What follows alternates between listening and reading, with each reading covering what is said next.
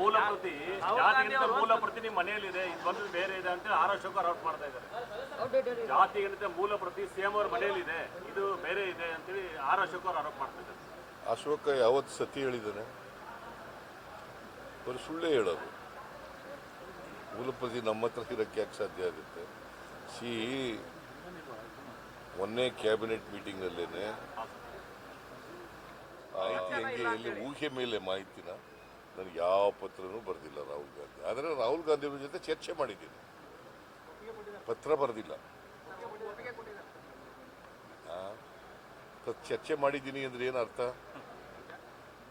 ಚರ್ಚೆ ಮಾಡಿ ಮಣಿಸಿದ್ದೀನಿ ಅಂದ್ರೆ ಏನರ್ಥ? ಅವ್ರ ಒಪ್ಪಿಗೆ ಇಲ್ಲಿ ಮಣಿಸಕ್ಕಾಗತ್ತಾ? ಮತ್ತೆ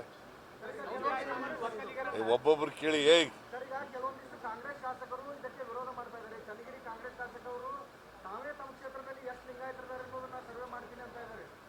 ನೋಡಪ್ಪ, ಯಾರು ಕ್ಯಾಬಿನೆಟ್ನಲ್ಲಿ ವಿರೋಧ ಮಾಡಿಲ್ಲ, ಕ್ಯಾಬಿನೆಟ್ನಲ್ಲಿ ಜೋರಾಗಿ ಯಾರೂ ಮಾತಾಡಿಲ್ಲ, ದೊಡ್ಡ ಗಂಟಲಿನಲ್ಲಿ ಮಾತಾಡಿಲ್ಲ. ಗೊತ್ತಾಯ್ತಾ? ನಾನೇನು ಹೇಳಿದ್ದೀನಿ, ನಿಮ್ಮ ಅಭಿಪ್ರಾಯಗಳನ್ನು ಹೇಳಿ ಅಂತ ಹೇಳಿದ್ದೀನಿ. ಅವ್ರ ಅಭಿಪ್ರಾಯಗಳು ಕೊಟ್ಟ ಮೇಲೆ ವಿಲ್ ಟೇಕ್ ಎ ಡಿಸಿಷನ್. ಮೊನ್ನೆ ಕ್ಯಾಬಿನೆಟ್ನಲ್ಲಿ ಏನು ಡಿಸಿಷನ್ ಆಗಿಲ್ಲ. ಅವ್ರ ಅಭಿಪ್ರಾಯಗಳನ್ನೆಲ್ಲ ಓದ್ಕೊಂಡು ಬಂದು ಅಭಿಪ್ರಾಯ ಕೊಡಿ ಅಂತ ಹೇಳಿದ್ದೀನಿ. ಅವ್ರ ಅಭಿಪ್ರಾಯ ಕೊಟ್ಟ ಮೇಲೆ you will discuss again in the cabinet and you will take a decision.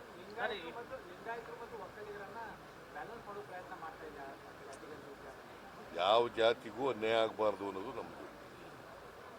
ಲಿಂಗಾಯತರಿಗೂ ಅನ್ಯಾಯ ಆಗಬಾರ್ದು, ಬ್ರಾಹ್ಮಣರಿಗೂ ಅನ್ಯಾಯ ಆಗಬಾರ್ದು, ಒಕ್ಕಲಿಗರಿಗೂ ಅನ್ಯಾಯ ಆಗಬಾರ್ದು, ಜೈನರಿಗೂ ಅನ್ಯಾಯ ಆಗಬಾರ್ದು, ಯಾವ ಜಾತಿಗೂ ಅನ್ಯಾಯ ಆಗಬಾರ್ದು. ಇದು socio economic and educational survey. ನಿಮ್ಗೆ ಅರ್ಥ ಆಯ್ತಾ?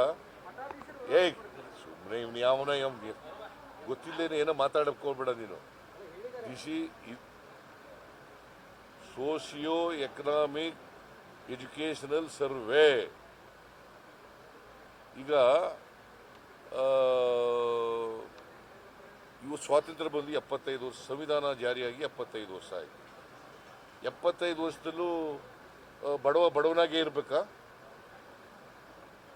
ಸಮಾನತೆ ಬರಬೇಕಲ್ಲ ಎಲ್ರಿಗೂ. ಇನ್ನು ಜಾತಿಗೆ ಅಂಟ್ಕೊಂಡೇ ಇರಬೇಕಾ? ಎಜುಕೇಷನ್ ಸಿಗ್ಬೇಕಲ್ಲ ಬೇಡ? ಈಗ ಮುಸಲ್ಮಾನರಿಗೆ ಎಜುಕೇಷನ್ ಸಿಗ್ಬೇಕ ಬೇಡ? ಹಿಂದುಳಿದವರಿಗೆ ಬಡವರಿಗೆ ಎಲ್ಲ